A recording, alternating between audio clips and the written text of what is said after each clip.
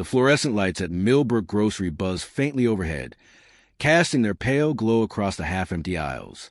It was 6:30 on a Friday evening, and most folks in this quiet New York suburb were already home making dinner or settling down with family. For Connor Walsh, single dad and local plumber, this was the best time to shop.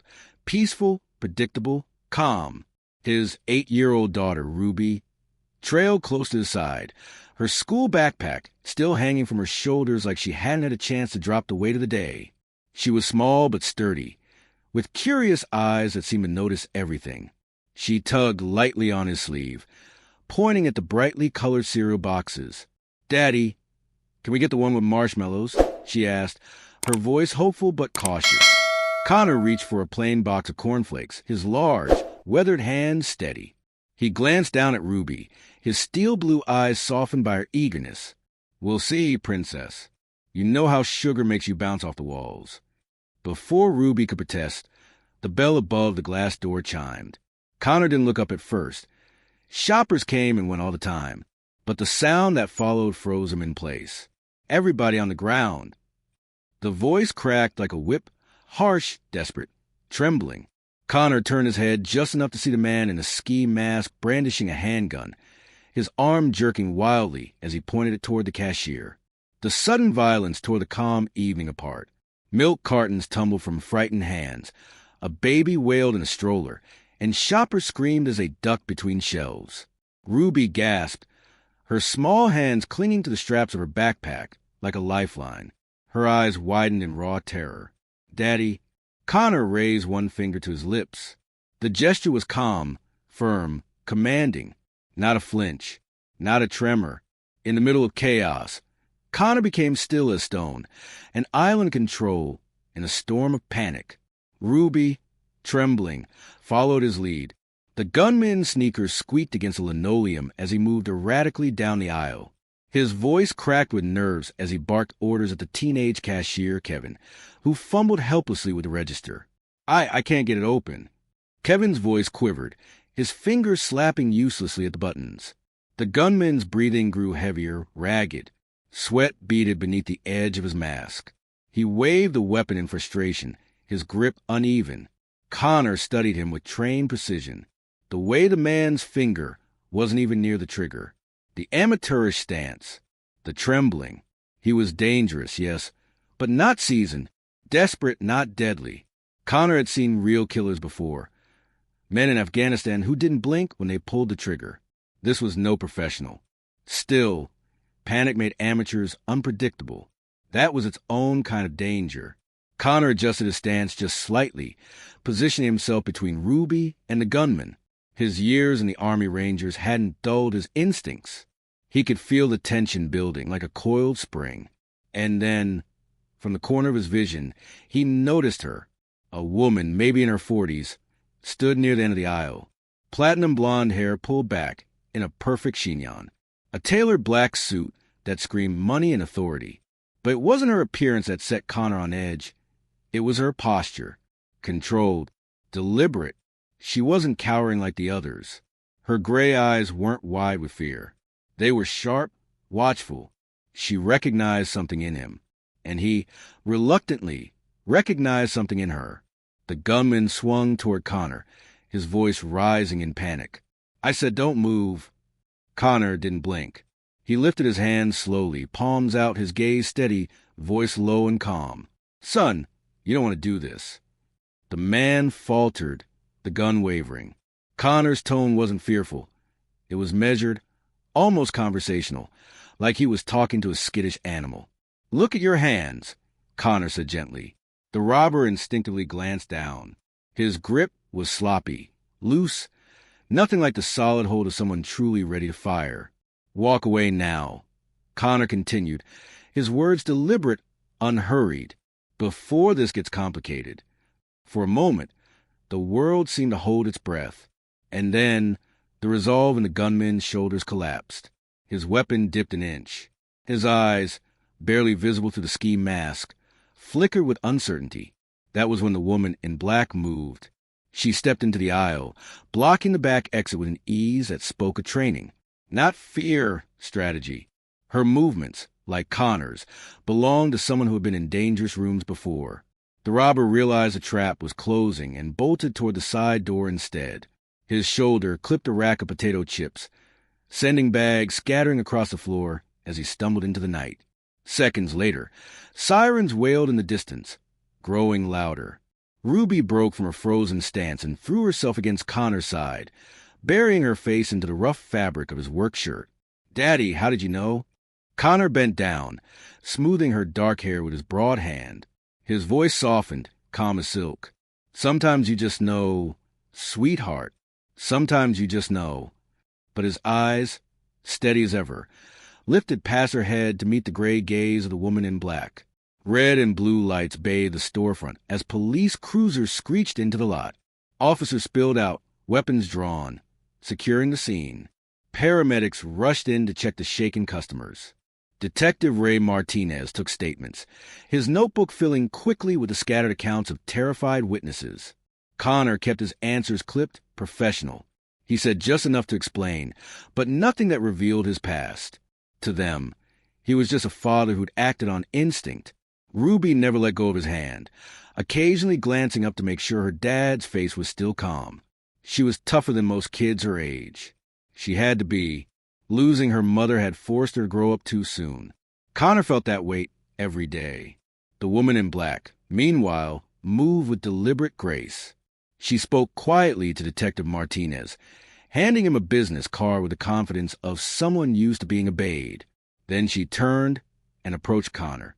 Up close, she was even more striking, mid-40s, expensive perfume, flawless posture.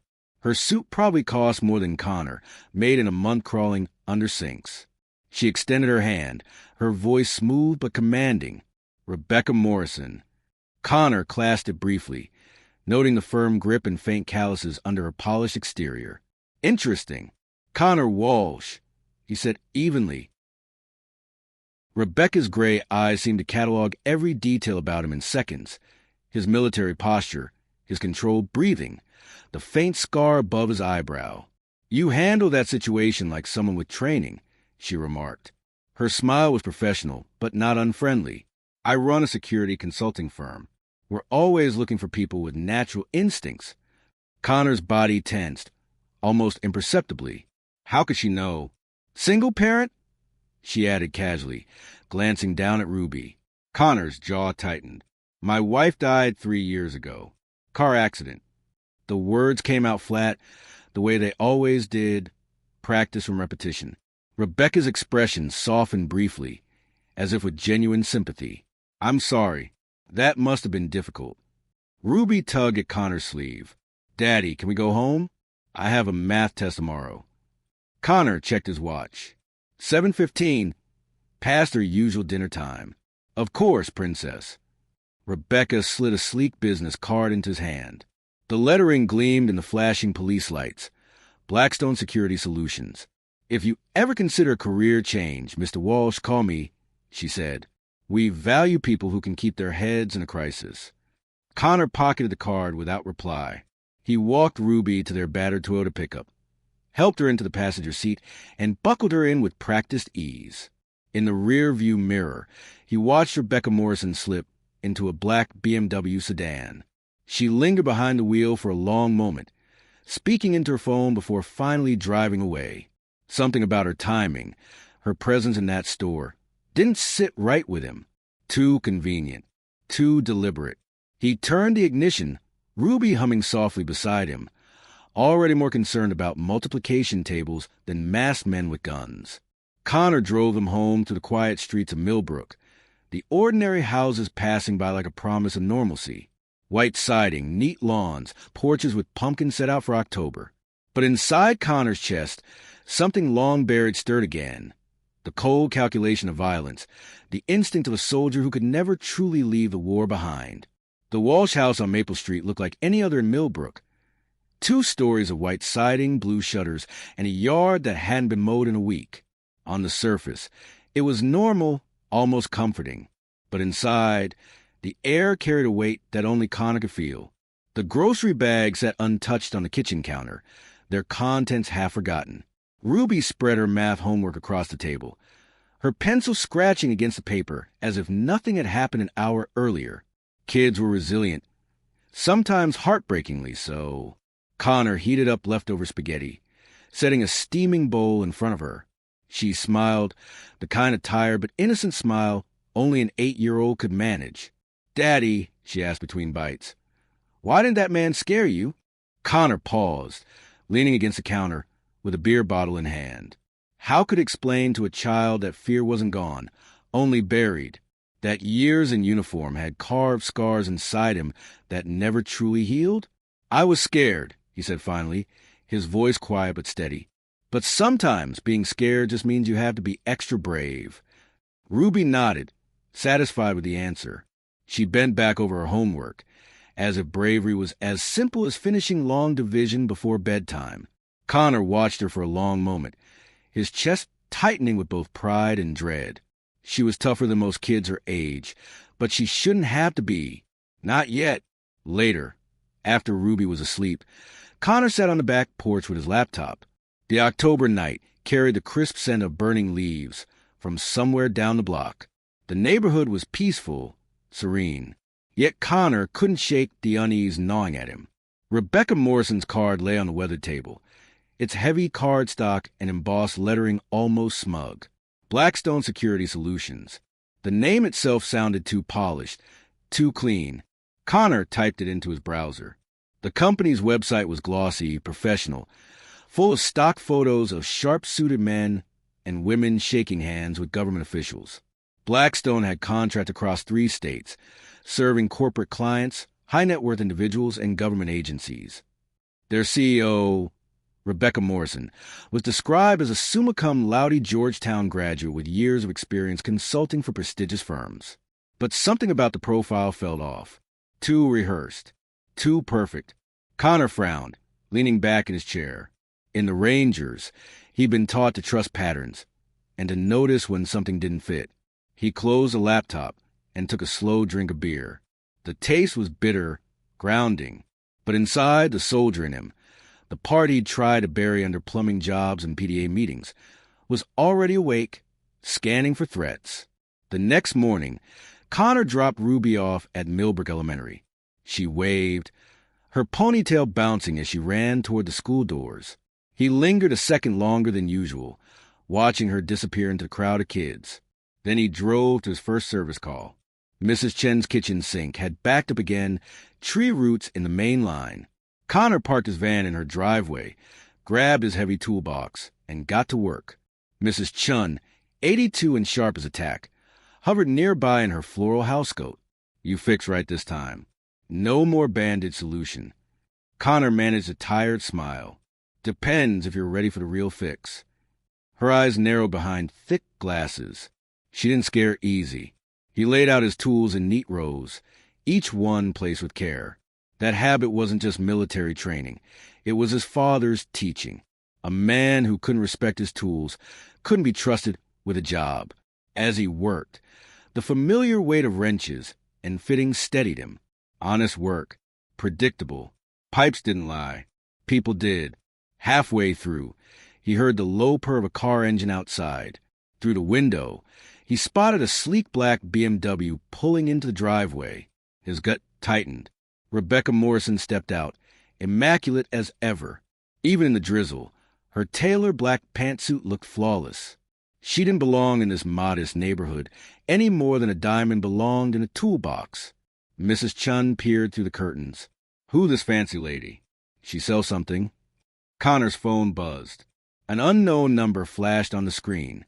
He answered. "Mr. Walsh, this is Rebecca Morrison. We met Friday evening." "I remember," Connor said, his tone clipped. "I wonder if you might have time for coffee this afternoon. There's something I'd like to discuss." "I told you, I'm not looking for a new career." Her laugh was light, practiced, almost musical. "Humor me. Just one conversation." Connor's knuckles whitened around the phone. Against his better judgment, he heard himself agreeing. By the time he reached the Morning Brew, the local coffee shop on Main Street, Connor had already convinced himself this was a mistake. Yet curiosity had overridden caution. Rebecca sat in a corner booth, the noon light slanting through the windows behind her. She'd swapped her business suit for dark jeans and a cream cashmere sweater. The look softened her, made her appear less intimidating. But Connor wasn't fooled. She rose slightly as he approached, gesturing to the seat across from her. "Thank you for coming. I ordered you a black coffee. I hope that's all right." Connor sat, noting the detail. She'd chosen a seat with sight lines to both entrances, a habit of someone who thought about security constantly. "You mentioned an opportunity," he said flatly. Rebecca wrapped her hands around her mug, studying him with those piercing gray eyes. "Tell me about your military service." The question landed like a sucker punch. Connor's expression hardened. "Who says I was in the military?"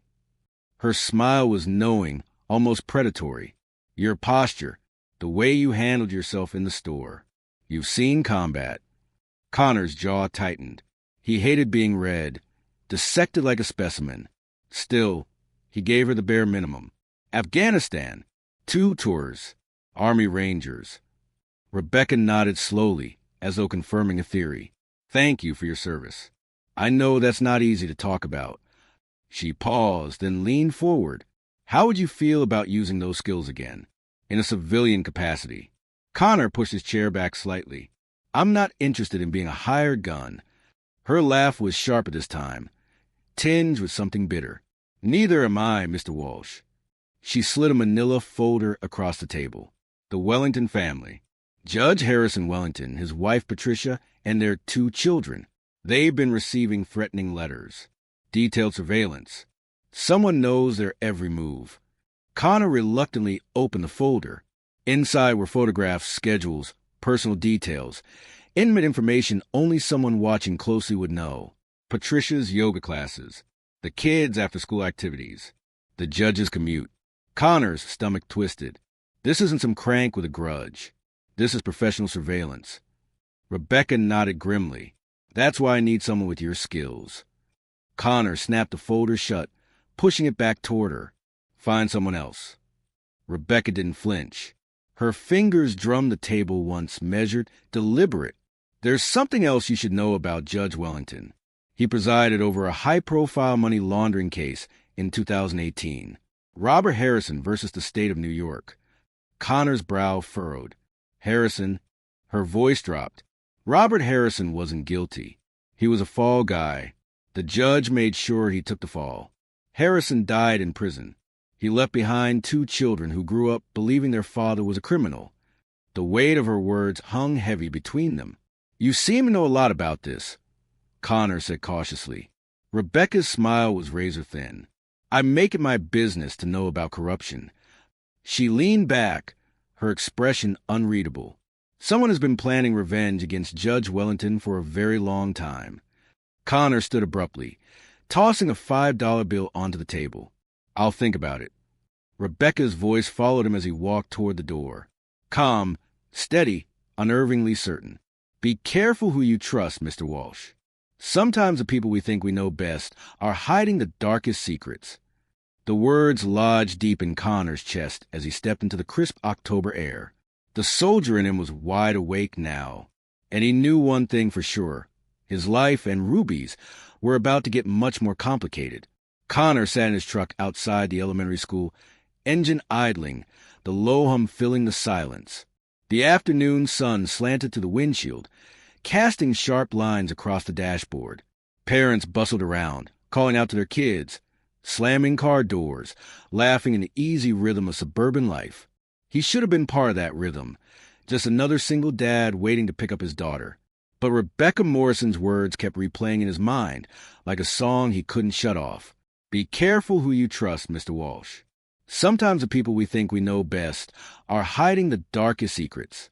Connor rubbed a hand across his jaw, the rough stubble scratching against his palm.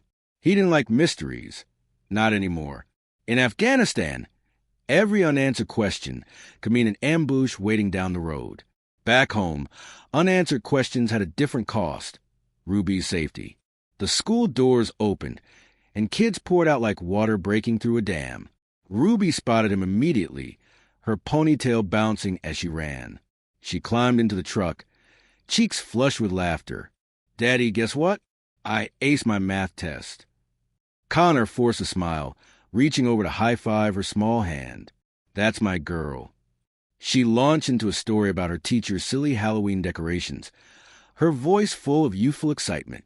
Connor nodded in all the right places, but his mind was elsewhere, turning over every detail in Rebecca's file. Judge Wellington, surveillance, Robert Harrison. By the time Ruby finished, Connor had already made up his mind. He couldn't ignore this.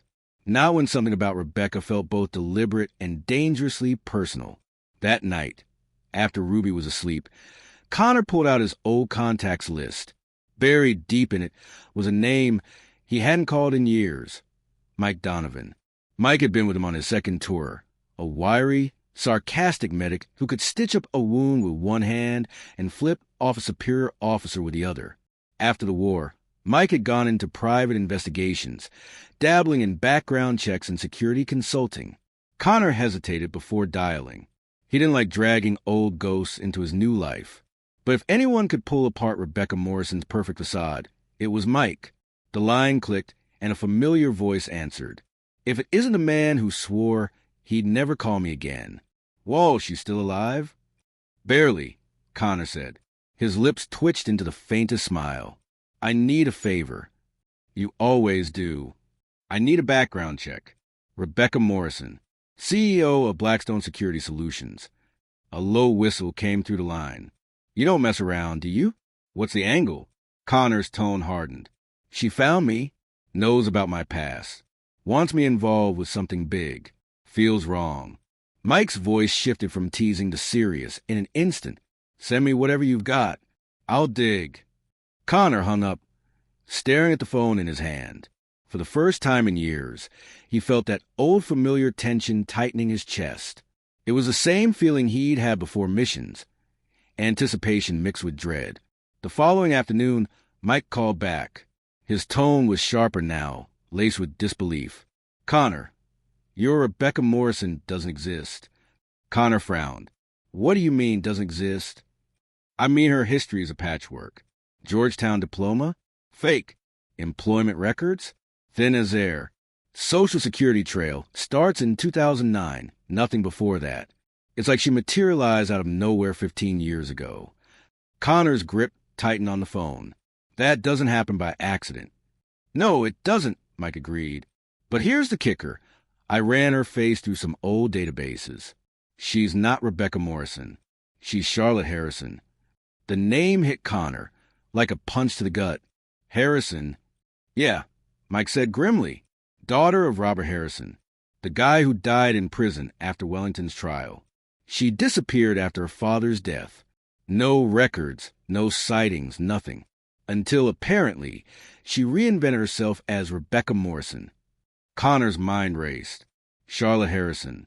The woman who'd stood in that aisle with sharp gray eyes and flawless posture wasn't just some opportunistic CO. She was a daughter of the man Wellington had crushed. She'd built an entire identity from the ground up. For what? Revenge? Mike's voice cut back in. Whatever she's selling you, don't buy it. This woman's dangerous. Connor ended the call and stared into the darkened living room. Dangerous, yes, but also desperate. He leaned back on the couch, the springs creaking under his weight, and whispered himself, What the hell have you pulled me into, Charlotte? 2 days later, Connor found himself at Miller's auto shop, picking up parts for his van. He spotted Rebecca, no, Charlotte, leaning against her BMW in the lot. She smiled, not the polished CEO smile, but something sharper, edged with amusement. You've been asking questions. Connor's eyes narrowed. You've been lying. Depends on how you define lying, she said smoothly. I prefer to call it survival. He crossed his arms, his voice low and dangerous. You dragged me into something I want no part of. Whatever you're planning with Wellington, leave me and my daughter out of it. Charlotte's gray eyes flickered, almost imperceptibly, at the mention of Ruby. I would never hurt your child, she said, her tone clipped but earnest. Connor's jaw clenched. That's the first honest thing you've said to me. She stepped closer, lowering her voice. Listen, Connor, I didn't seek you out by accident. I know who you are. I know what you've done. And I know you're the kind of man who can't walk away when innocent lives are at stake. Connor's heartbeat thudded in his ears. She was right, and he hated it. Before he could reply, she pressed a small flash drive into his hand. Take this. Look at what's on it. Then tell me if you still think you want to walk away. And with that, she slid into her BMW and drove off, taillights vanishing into the dusk. That night, after tucking Ruby into bed, Connor sat at his kitchen table with his laptop. He inserted the flash drive, half expecting it to fry his computer. Instead, a series of files popped up. Photographs, bank statements, confidential memos, and then a video. Connor clicked play. The grainy footage showed Judge Wellington shaking hands with a man Connor recognized from news reports, Frank Murphy, a businessman with rumored mob ties. The two men laughed, clinked glasses, and exchanged a thick envelope across the table. Connor leaned forward, his stomach churning. The files weren't just speculation. They were proof. Proof of corruption, collusion, betrayal. Rebecca Charlotte hadn't been lying about Wellington's past.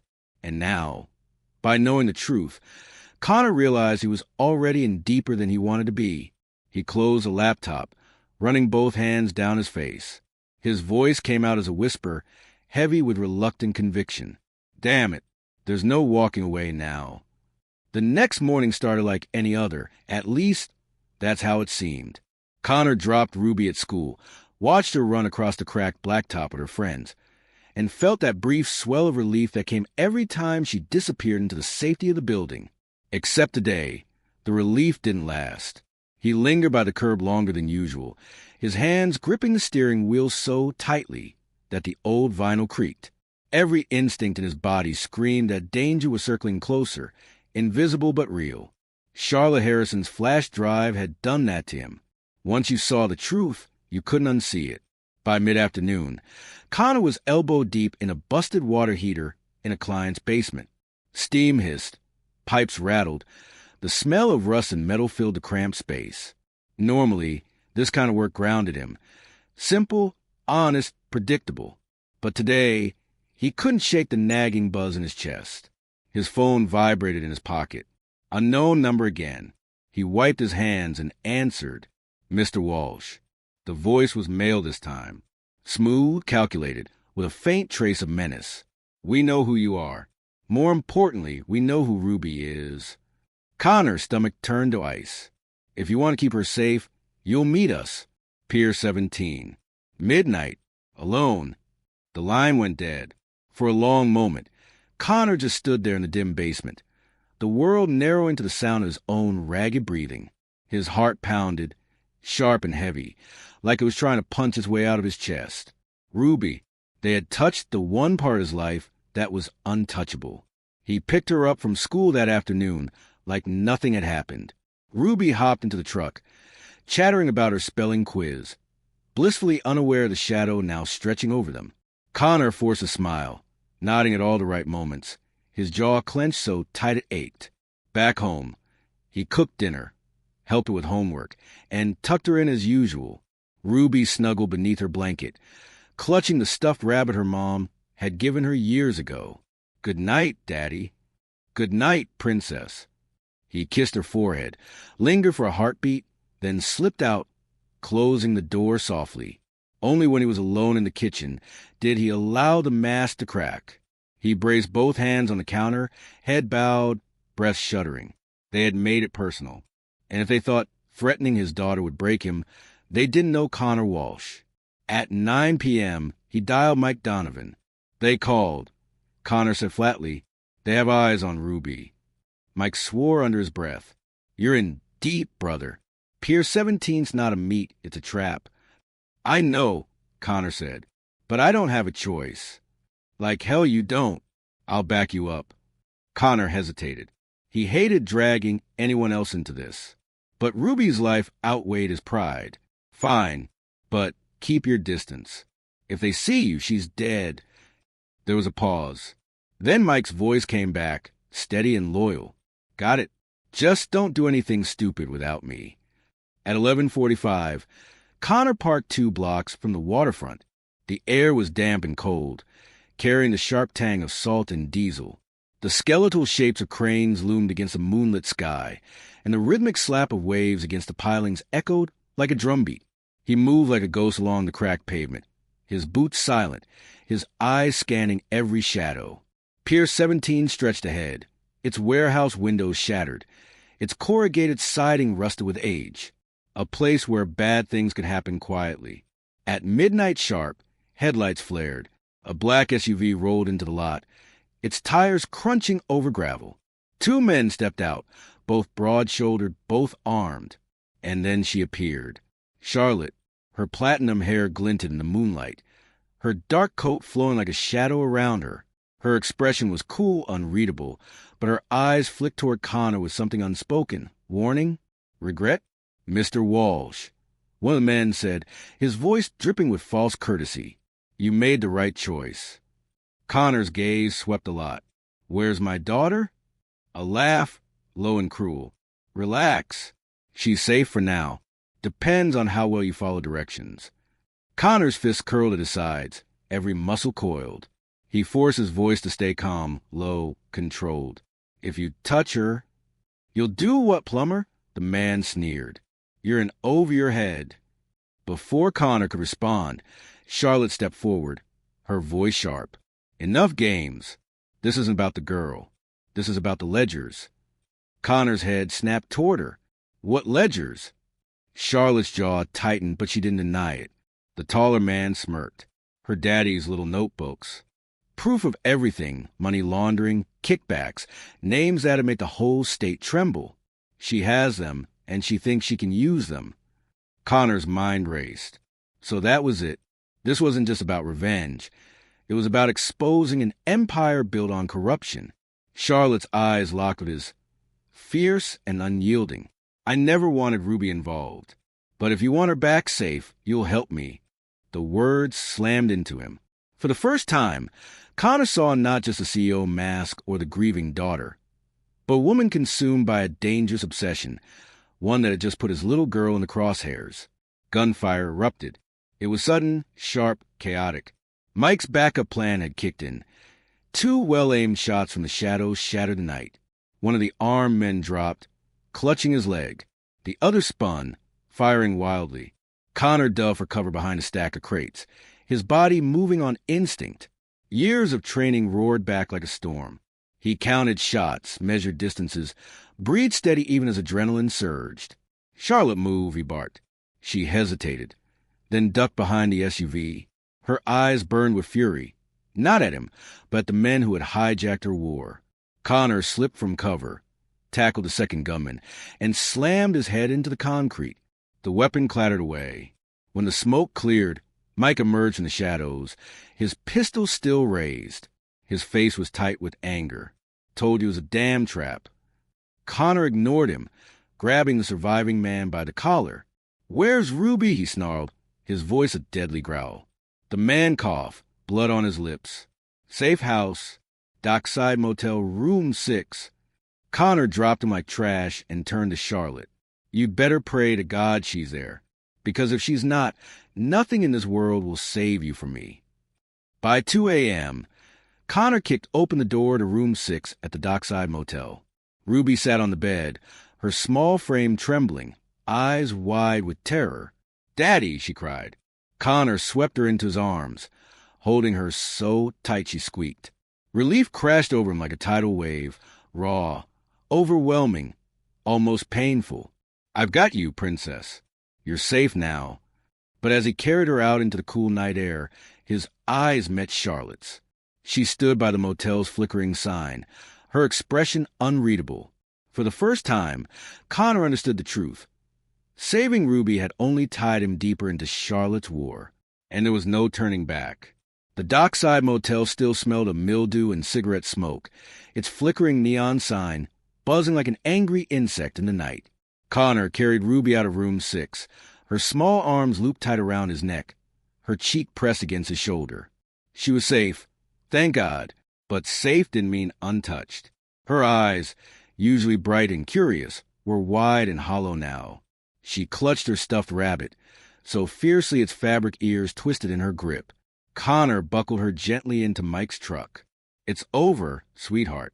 I've got you." Ruby nodded, but her lips trembled. He could feel her trying to believe him. Mike closed the door softly, then leaned against the side of the truck. His eyes, weary but sharp, locked onto Connor's. "You realize this isn't done, right? Tonight was just a warm-up." Connor exhaled, his breath fogging in the cool night air. "I know." Charlotte stood a few feet away beneath the neon glow, her posture straight but her face unreadable. Her immaculate coat was torn at the sleeve, a faint streak of blood marking her cheek. She didn't flinch. If anything, she looked more resolved than ever. Connor stalked toward her, his voice low, cutting. "You lied to me. You dragged Ruby into this. You swore you'd never touch my kid." Charlotte's gray eyes flashed. "And yet she's alive because I was here. Do you think you could have pulled her out alone?" The words hit him like gravel to the chest. He hated that she might be right. Mike muttered, "Easy, both of you. We got bigger problems." They drove out of the city under the cover of darkness, following the back roads until the lights gave way to quiet stretches of farmland and forests. By dawn, they were sitting in a booth at Miller's Diner, the kind of place where the coffee was strong, the eggs were greasy, and the locals knew every stranger by sight. Ruby sat beside Connor, her small body curled against him, half asleep. The waitress, a woman in her 50s with tired eyes and a kind smile, set down pancakes shaped like Mickey Mouse ears. Ruby blinked awake long enough to smile faintly before picking at them. Connor stirred his black coffee, the bitter steam rising. Talk. No more secrets. Charlotte set a slim folder on the table. Her nails were chipped, her voice steady. "My father kept records, ledgers, detailing transactions between Judge Wellington and organized crime. When he tried to go public, Wellington buried him. He was railroaded in court, sentenced, and silenced. He didn't die of a heart attack in prison, like the papers said. He was killed." Mike raised an eyebrow. "And you've been sitting on this for years?" Charlotte's jaw tightened. "I spent 15 years building a new life, a company, a name no one could question, all to get close enough to take Wellington down. But I can't do it alone. That's why I need you." Connor's laugh was sharp, humorless. "You don't need me. You need a soldier to do the dirty work while you chase revenge." Charlotte's gaze didn't waver. "I need someone who won't quit, someone who knows what it means to fight for family." Her eyes flicked briefly toward Ruby. Connor stiffened, his arm tightening around his daughter. "You don't get to use her as leverage." The table went quiet. The diner's jukebox crooned an old Johnny Cash song, a stark contrast to the storm brewing between them. After breakfast, Mike pulled Connor aside in the parking lot. His voice was blunt but concerned. "She's dangerous, but she's not wrong. If what she's holding is real, this could shake the whole system." Connor rubbed his temples. "I don't care about the system. I care about Ruby." Mike's hand clapped his shoulder, solid and loyal. "That's exactly why you can't ignore this. The people behind Wellington, they don't play fair. As long as Charlotte's waging this war, you and Ruby are already targets." The words sank deep. Connor hated the truth in them. Walking away wasn't an option anymore. That night, in a safe house Mike knew, an abandoned cabin tucked deep in the woods, Connor sat by the fire while Ruby slept in the next room. The flames cast shifting shadows across the wooden walls, filling the cabin with a restless glow. Charlotte sat opposite him, her expression softer now, stripped of her CO armor. She held one of the ledgers in her hands, its leather cover cracked, its pages filled with meticulous handwriting. "My father wrote these in prison," she said quietly. "Every detail he remembered, every deal Wellington brokered, every payoff. He knew someday someone would need the truth."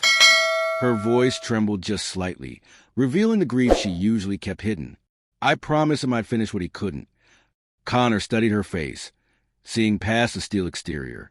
Beneath the vengeance was a daughter who'd lost everything, who had built her life on a vow. "I get it," he said finally. His tone was gruff, reluctant, but honest. "But understand this. I'll help you uncover the truth. Not for revenge. Not for you. For Ruby. Because the only way she'll ever be safe is if we end this." Charlotte met his gaze, her gray eyes reflecting the firelight. For the first time, she nodded with something like respect. Hours later, long after Charlotte had gone to sleep, Connor sat alone at the table, the ledger open in front of him. The names inside made his stomach churn. Politicians, businessmen, law enforcement officers. People who shaped the community he lived in. People he'd trusted to keep order. And there, buried halfway through, was a name he never expected. James Walsh, his brother. Connor's pulse pounded in his ears. His chest tightened, breath shallow. James had been a cop, a man who swore the same oath Connor had once taken, to protect and serve. But according to these pages, James had taken payoffs. Cover for Wellington. Even helped bury Robert Harrison's offense. Connor slammed the ledger shut, his jaw locked, fury burning like acid in his veins. His brother, his own blood, was tangled in the very web that now threatened Ruby. He stared into the dying fire, his voice breaking the silence, low and bitter. Damn you, James. By morning, Connor's decision was made. There would be no halfway measures, no walking away. He strapped on his boots, tucked the ledger into his bag, and looked at Charlotte and Mike. We go after Wellington. We dig until we find every rotten piece of this puzzle, and we burn it down. Mike gave a grim smile. Now, that sounds like the Connor I remember. Charlotte's eyes glinted with a mixture of satisfaction and sorrow. Then we're in this together.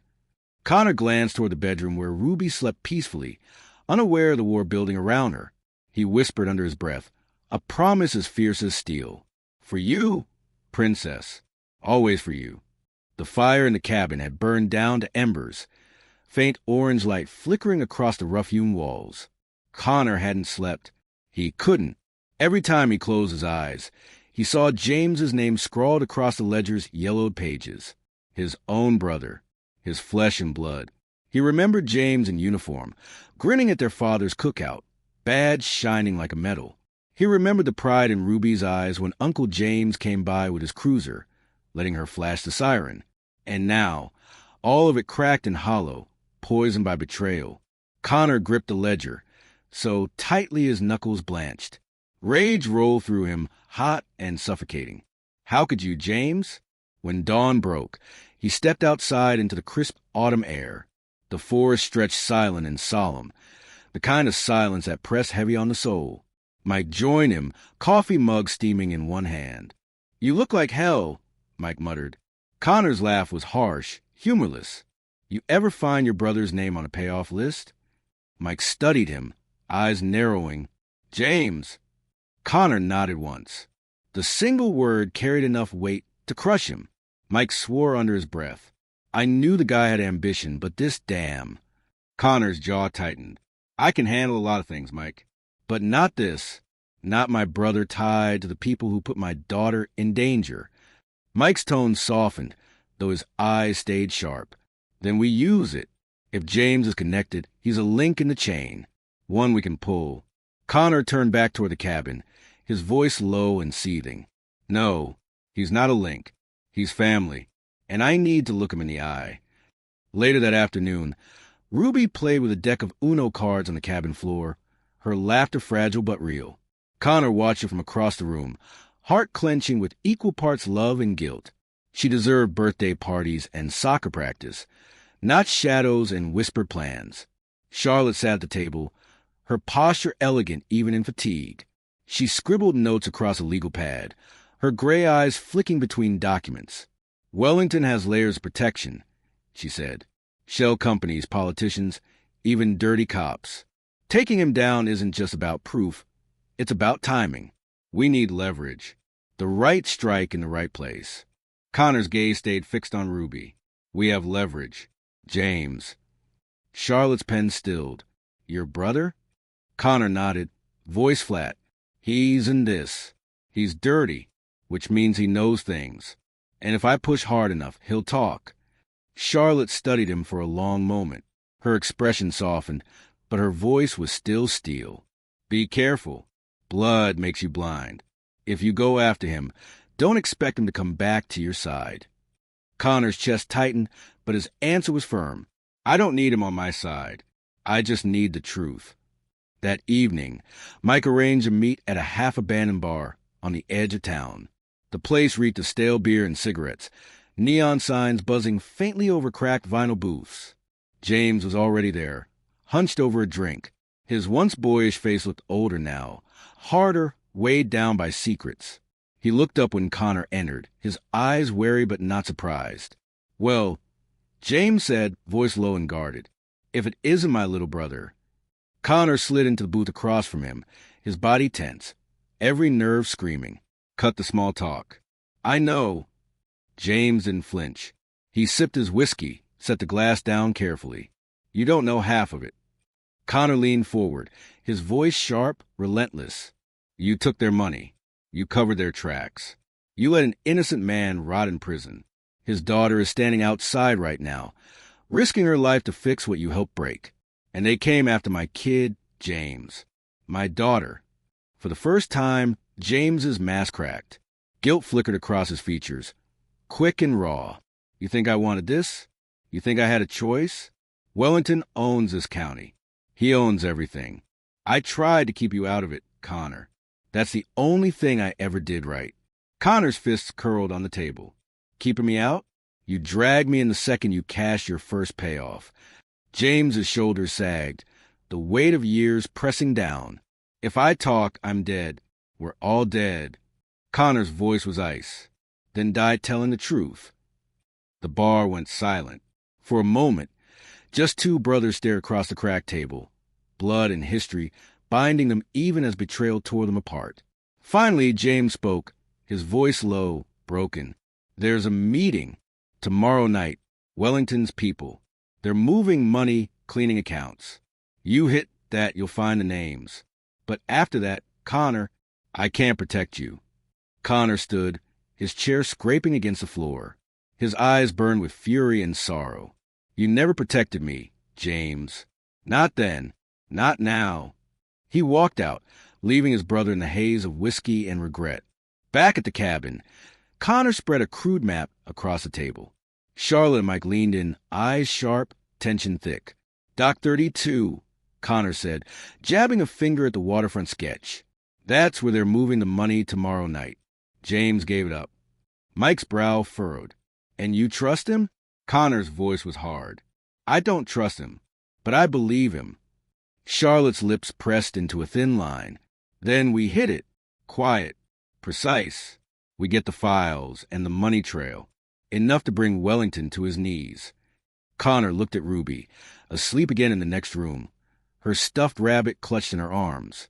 His chest tightened with a fierce, protective ache. "This ends," he said, his voice steady, unwavering. "Not for revenge. For her." The next night, the dock stretched before them like a skeleton against the moonlit sky. Cargo containers towered, cranes loomed, shadows moved between floodlights. Trucks idled, their engines low and growling. Connor crouched behind a stack of crates, the chill of the metal seeping through his jacket. Mike knelt beside him, pistol in hand, eyes scanning the dark. Charlotte crouched on the other side, her posture crisp, her gray eyes unblinking. The air smelled of salt and oil, heavy with tension. Connor whispered, "We move on my mark. Quiet. No heroics." But inside his blood burned. This wasn't just another mission. This was personal. This was family. And tonight, he would tear open the rotten heart of Wellington's empire, or die trying. The night air was sharp with the brine of the Hudson, cold enough to sting Connor's lungs each time he breathed. Dock 32 sprawled before them, rows of cargo containers stacked like toy blocks. Trucks rumbling low as men in dark jackets moved crates under the harsh glare of floodlights. The metallic clank of chains, the grind of gears, the occasional bark order. It all blended into a rhythm of corruption that had been running far too long. Connor crouched behind a shipping crate, his pulse steady but fierce. He glanced at Mike on his right, jaw tight, pistol low and ready. On his left, Charlotte's gray eyes scanned the shadows, her movements crisp, deliberate. She looked like someone who had been preparing for this moment her entire life. "This is it," Connor whispered. His voice carried the kind of calm that came before a storm. "We get in, get the evidence, and get out." Mike muttered, "Sounds easy when you say it like that." Connor's lips curved in the faintest smirk, though his eyes stayed cold. It never is. They moved like ghosts along the edge of the dock, weaving between stacks of containers. Connor's senses sharpened with every step. The smell of diesel, the crunch of gravel beneath his boots, the distant echo of water slapping against the pilings. Guess Wellington knew we were coming, Mike shouted, ducking behind a container as rounds ricocheted around him. Connor's pulse hammered, but his voice stayed steady. We move on my mark.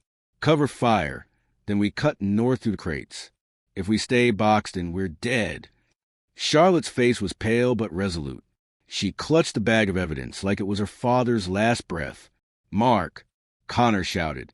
The world erupted. Mike fired sharp, precise shots, forcing the attackers to duck.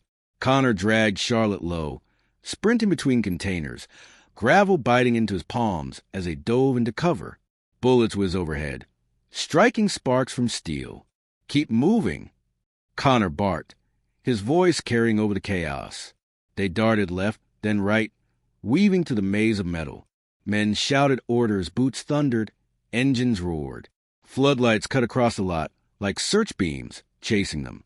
Charlotte stumbled, nearly falling, but Connor hauled her up by the arm. Stay with me. They slid behind a stack of pallets, breath ragged, hearts pounding. Mike caught up, his face slick with sweat, eyes blazing. We're pinned. They've got numbers on us. Connor scanned the docks. His mind, trained for war, broke the chaos into patterns. Angles, sight lines, weaknesses. Then he saw it, a fuel truck parked near the far end of the pier. We blow the truck, he said. Use the chaos to get out. Mike's eyes widened. That's a hell of a gamble. Connor's jaw set. It's the only one we've got. They moved in tandem. Soldiers again, even if one had traded fatigues for civilian clothes and the other for corporate armor.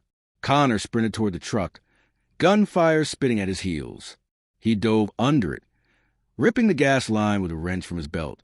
Fuel poured onto the pavement, its sharp smell filling the air. Light it, he shouted.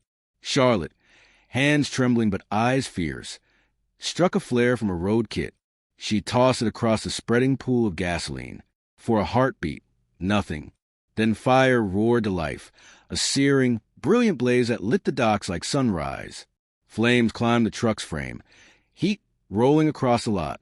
Men shouted in panic, scrambling away as the inferno devoured steel and smoke billowed skyward. Move! Connor yelled. They sprinted through confusion, weaving past scattering men, ducking gunfire that grew more erratic in the chaos. The crackle of fire, the shouts of panic, the pounding of boots, it all blended into a single, desperate rhythm. By the time they reached the tree line, their chests heaved, lungs burning. The fire raged behind them, sirens already wailing in the distance. Charlotte dropped to her knees, clutching the bag of evidence. Her eyes shone with both relief and anguish. We have it. We finally have it.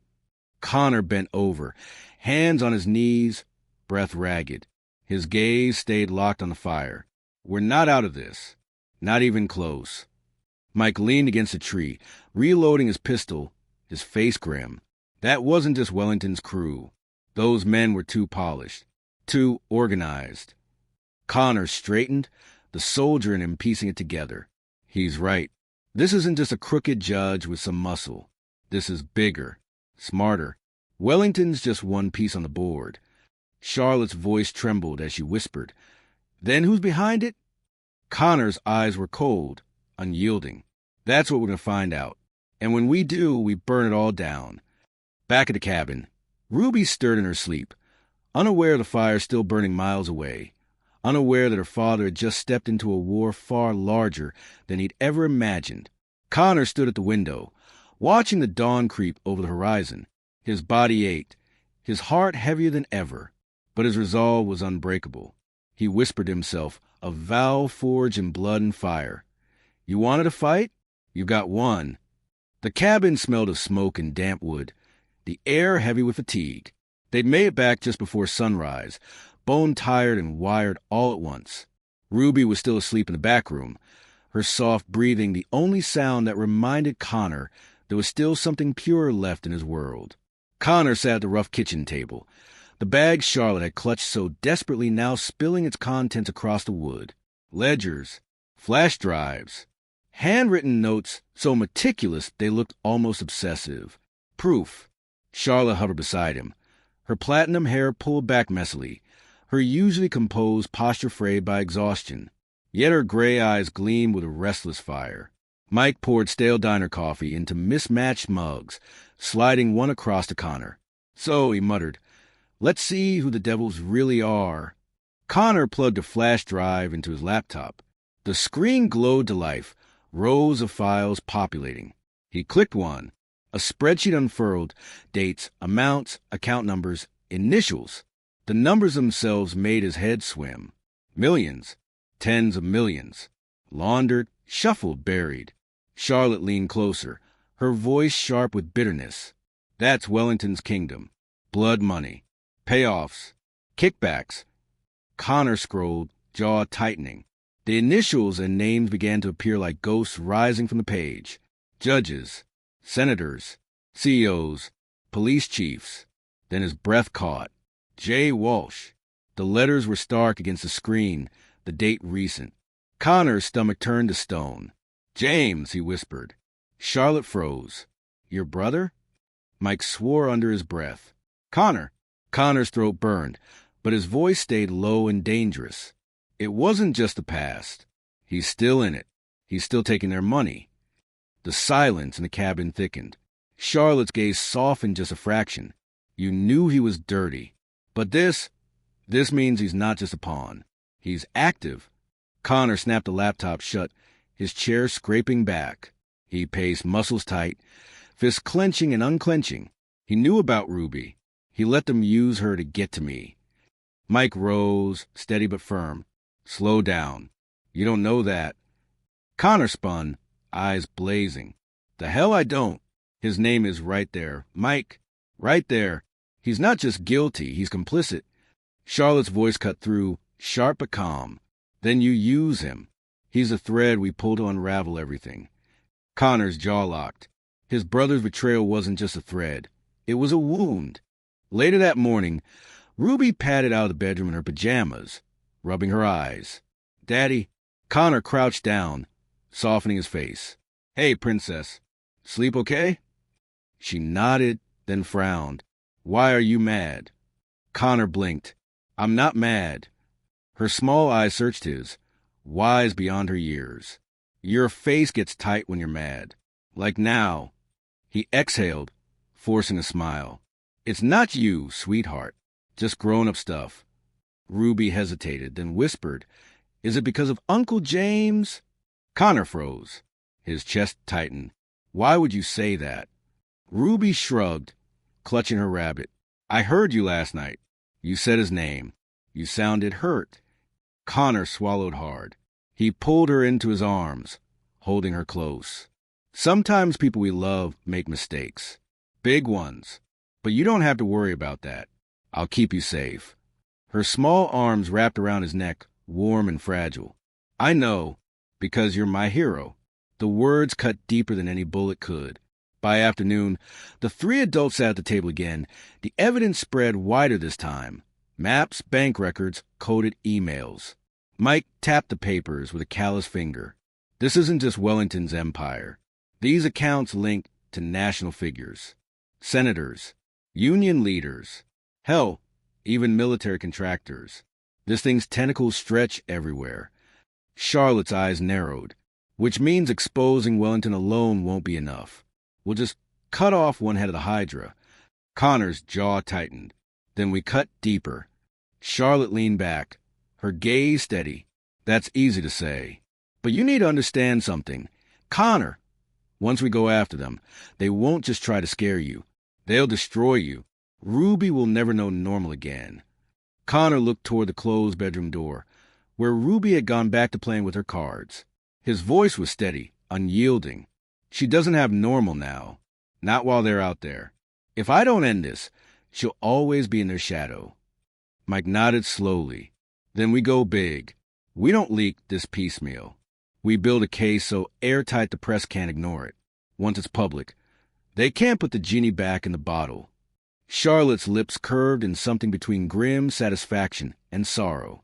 That was my father's dream, to see their faces burn in the daylight.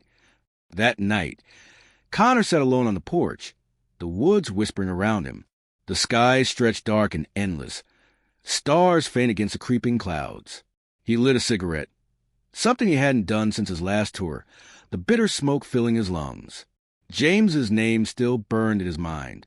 He could see his brother's crooked smile, the way he used to sneak him out fishing when their old man was drunk. Family wasn't supposed to fracture like this. A twig snapped. Charlotte stepped out, arms folded against the chill. She studied him in silence for a moment, then said, "You can't carry this alone." Connor didn't look at her. He was supposed to be the good one, the cop, the straight line in the family. Charlotte's voice softened, surprisingly gentle. My father was supposed to be innocent. Instead, he died in a cell. We don't get to choose what people become. Connor exhaled smoke, the ember glowing faintly. I'm not sure if I'm fighting for justice anymore, or just trying to punish him. Charlotte stepped closer, her eyes steady. Maybe it's both. Maybe that's what it takes. Their gazes locked, heavy with truth neither wanted to admit. The next morning, Mike spread out fresh intel across the table. Surveillance photos, intercepted calls, encrypted emails. They've got another meet scheduled. High level, tomorrow night at the Harrington Hotel in the city. Judges, lobbyists, maybe even Wellington himself. Charlotte's eyes sharpened. That's it. That's where we make our move. Connor's got twisted. A public place meant exposure. It meant risk. It meant Ruby couldn't be anywhere near. He glanced at his daughter, who was humming softly while coloring at the far end of the table. Her innocence felt like glass in a world made of knives. Connor's voice dropped, steady but fierce. We end it there. But no matter what happens, Ruby stays safe. That's non-negotiable. Mike met his gaze. You have my word. Charlotte didn't hesitate either. Mine, too. Connor nodded, resolve hardening like steel. The fire from Dock 32 had been just a beginning. Now, they were about to step into the lion's den. The Harrington Hotel towered above the city like a monument to wealth, its polished glass windows reflecting the neon skyline. Inside, the marble lobby gleamed under chandeliers, the air thick with the scent of expensive cologne and cigars. Tonight, the hotel was buzzing with more than tourists. Behind the polished doors of the private ballroom, power was gathering. Connor adjusted his tie in the restroom mirror, the knot stiff against his throat. He hated suits, hated the way they boxed him in, but blending in meant survival. He straightened his shoulders, forcing himself into the role of just another guest in a sea of tailored sharks. Mike stepped up beside him, wearing an ill-fitting tux that didn't quite hide the pistol strapped under his jacket. He smirked, though his eyes stayed sharp. You clean up nice, Walsh. Almost looks like you belong. Connor's reflection glared back at him. Let's just get what we came for. Charlotte entered, dressed in a sleek black gown that turned heads the second she walked through the lobby. Her hair was pinned up, her posture flawless, her expression unreadable. She looked every bit the corporate queen she pretended to be. Connor's got twisted. She wasn't pretending anymore. Tonight, she was at war. The ballroom shimmered with gold trim and velvet drapes. Men and women in power suits and glittering dresses clinked glasses, laughed too loudly, spoke in coded phrases about deals worth millions. A jazz band played low in the corner, their notes smooth but almost sinister under the surface. Connor scanned the room, every detail searing into his mind. Exits, guards, cameras. His pulse stayed steady, but his body hummed with tension. This wasn't Afghanistan, but the battlefield felt the same. Charlotte drifted into conversation with the senator, her smile polite but razor-sharp. Mike mingled near the bar, his eyes always moving. Connor stayed in the background, watching, waiting. Then he saw him, Judge Wellington. Tall, silver-haired, with a tailored suit and the arrogance of a man who thought he was untouchable. He shook hands, laughed, whispered in ears, his presence magnetic and poisonous all at once. Connor's fists clenched at his sides. This was the man who'd buried Charlotte's father, the man whose corruption had put Ruby in danger. The man who thought no one could touch him. Halfway through the night, the real meeting began. Guests trickled from the ballroom into a smaller, guarded chamber. Connor and Mike slipped in behind them, flashing fake credentials Charlotte had procured. The chamber was smoke-filled, the long mahogany table lined with men whose names carried weight. Senators, judges, CEOs. Wellington sat at the head, his cold eyes gleaming. Papers were exchanged. Laptops opened. Accounts balanced. Charlotte, poised like a predator, slid into an empty chair. She placed her bag on the table, her expression cool. "Gentlemen," Wellington began, his voice deep, commanding. "We've weathered storms before. Tonight, we secure our future. Our enemies think they've found cracks. They'll learn otherwise." Connor's jaw tightened. Every word dripped arrogance. Every word reminded him of Ruby's terrified eyes in that motel room. Charlotte leaned forward. "And what about the Harrison files?" The room stilled. Wellington's smile was thin, dangerous. "You've done well, Ms. Morrison. But don't overstep. The Harrison files were handled years ago." Her voice cut like glass. "Not well enough, because I have them." She pulled the flash drive from her bag and set it on the table. The room erupted, men cursing, chairs scraping, security stepping forward. Wellington's face darkened. "Do you know what you just done?" Connor and Mike moved instantly, blocking the guards, hands close to their weapons. Charlotte's voice rose above the chaos, trembling but fierce. "My father died for the truth, and tonight, the truth comes out." The standoff broke when the ballroom doors slammed open. James Walsh walked in. Connor's stomach dropped. His brother strode across the chamber, his badge gleaming at his belt, his expression cold and controlled. He looked every inch the cop he once admired, but tonight his eyes carried the weight of betrayal. "Connor," James said evenly, "you shouldn't be here." Connor's chest burned. "Neither should you." Wellington stood, his authority radiating. "Officer Walsh is with us. He understands the value of loyalty." Connor's fists clenched. "You call this loyalty? Selling out your oath? Selling out your family?" James's jaw tightened, but he didn't falter. "I warned you to stay out of this." Connor stepped forward, voice low but lethal. "You let them touch Ruby." The name landed like a gunshot. For a heartbeat, James's eyes flickered with guilt, but then the mask slid back into place. "This is bigger than her. Bigger than you." Connor's voice cracked, rage and sorrow colliding. "Nothing is bigger than her." The room erupted as security lunged. Connor tackled one guard, fists flying, the crack of bone sharp in confined space. Mike fired a warning shot, sending the other scattering. Charlotte clutched the flash drive, ducking behind the table as chaos exploded. Wellington slipped toward the back exit, barking orders into his phone. Connor's eyes locked on James. For a moment, the brothers stood frozen, years of love and betrayal tearing them apart. "Don't do this," Connor said, his voice ragged. "You can still make it right." James raised his weapon, hand shaking. "I can't." Connor's heart shattered, but his body moved. He slammed into James, the gun firing wild, sparks flying off the chandelier. They crashed into the table, papers scattering, glasses shattering. Connor pinned his brother, fists raining down. Years of fury poured out. Every lie, every betrayal, every moment Ruby had been in danger because of him. But then he saw James's face. Not the corrupt cop, not the traitor, just his brother. Broken. Connor's fist hovered, trembling. His chest heaved. "Why, James?" His voice was raw, desperate. James coughed blood, his voice ragged. "Because I was scared. Because they own everything. I thought I could keep you safe by playing along." The words stabbed deeper than any blade. Sirens wailed outside, growing closer. The room was in shambles. Guards down, files scattered, men fleeing. Charlotte clutched the flash drive like a lifeline. Her eyes blazed. "We have enough. We can end this." Connor stared down at his brother, his heart torn in two. James's hand twitched toward his fallen gun, but Connor kicked it away. He leaned close, his voice low, searing. If you ever come near Ruby again, I'll bury you myself. James's eyes filled with tears, but he didn't argue. Connor stood, pulling Charlotte and Mike toward the exit. The wail of sirens grew louder, the glow of red and blue lights bleeding through the hotel windows. As they ran into the night, Connor knew the final battle was coming. They had the evidence. They had the names. But Wellington and his empire weren't finished.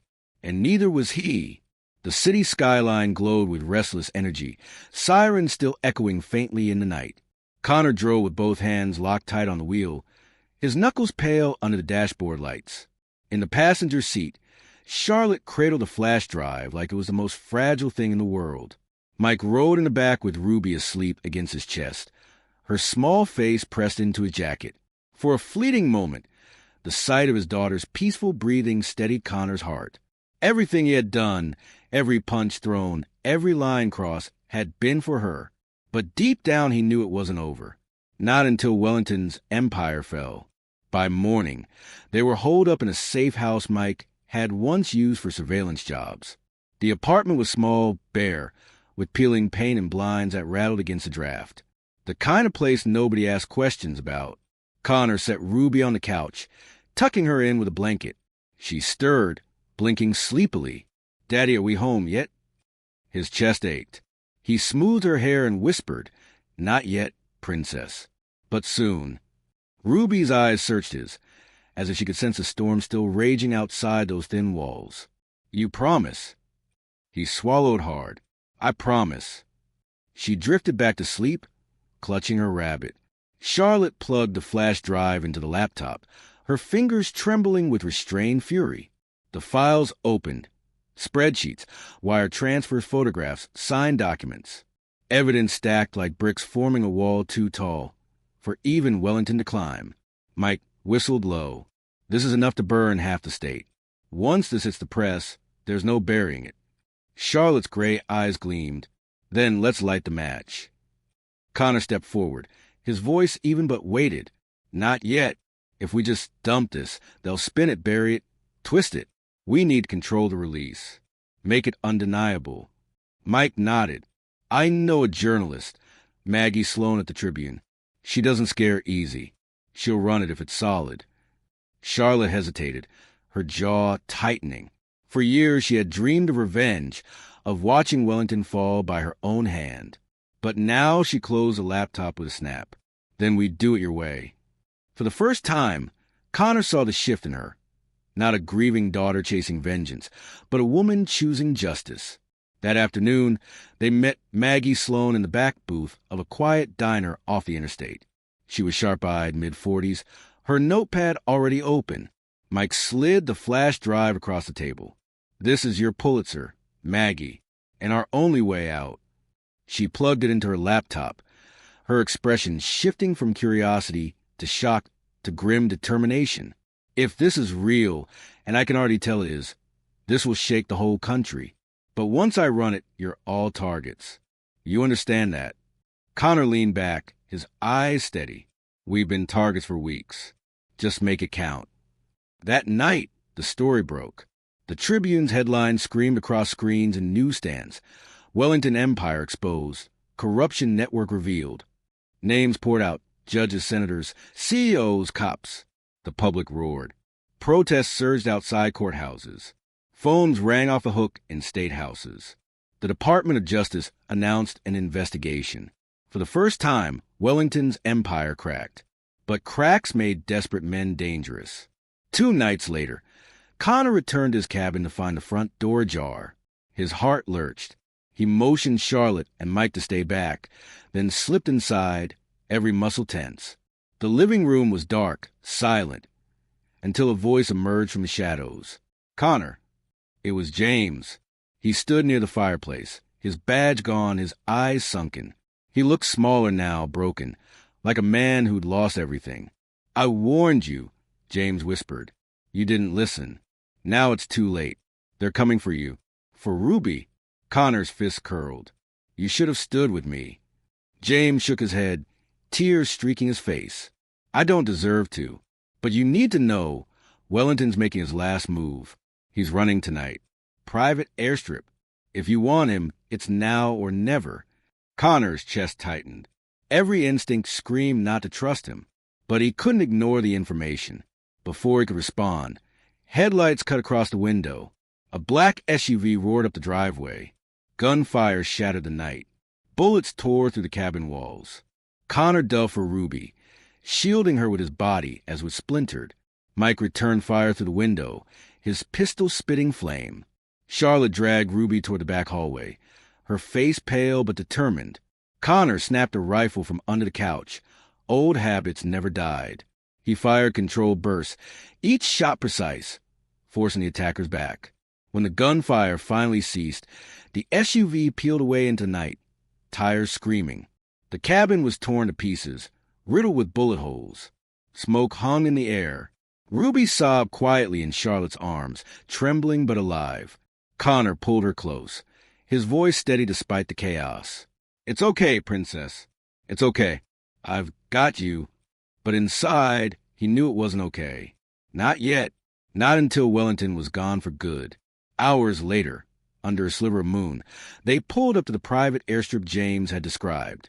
A sleek jet waited, engines humming. Men in dark suits loaded cases into its hold. And at the foot of the stairs, Judge Wellington. Connor's chest burned with fury. He thought of Ruby in that motel room, her tears, her terror. He thought of Charlotte's father, silence in prison. He thought of James, corrupted and lost. This was the end. Mike covered the flank. Charlotte held the flash drive as if it were holy scripture. Connor gripped his rifle, steady as stone. They moved. The firefight was brutal, relentless. Muzzle flashes lighting the tarmac, shouts mixing with gunfire. Connor fought like the soldier he had once sworn he'd never be again. Every shot was for Ruby, every step for justice. In the end, Wellington fell. Not in the courtroom, not behind a podium, but on the cold tarmac, his empire crumbling around him. By dawn, it was over. News outlets swarmed the airstrip. Photos spread like wildfire. Wellington captured, his men in cuffs, evidence stacked high. The public celebrated. The empire had burned. At the cabin, Ruby sat on the porch steps with her rabbit, her small face turned toward the rising sun. Connor sat beside her, wrapping an arm around her shoulders. "It's over now," he said softly. She leaned against him, her voice sleepy but hopeful. "Does that mean we're safe?" Connor stared at the horizon, his heart heavy but steady. "Safer than we were yesterday." Charlotte approached, her gray eyes weary but alive with something new. Peace. For the first time, she wasn't carrying only vengeance. Mike leaned against the truck, lighting a cigarette, his voice rough but warm. "Hell of a ride, Walsh. Hell of a ride." Connor looked down at Ruby, her head resting against his chest, and finally allowed himself a small, tired smile. Maybe for the first time in years, he believed in tomorrow. Word count, 1-240, within 1100 to 1300 target. Sparkles ending with the audience engagement for YouTube narration. Sometimes justice doesn't come from courtrooms. It comes from the people willing to fight for it, no matter the cost. What about you? If your family was threatened by corruption this deep, would you walk away or would you fight back?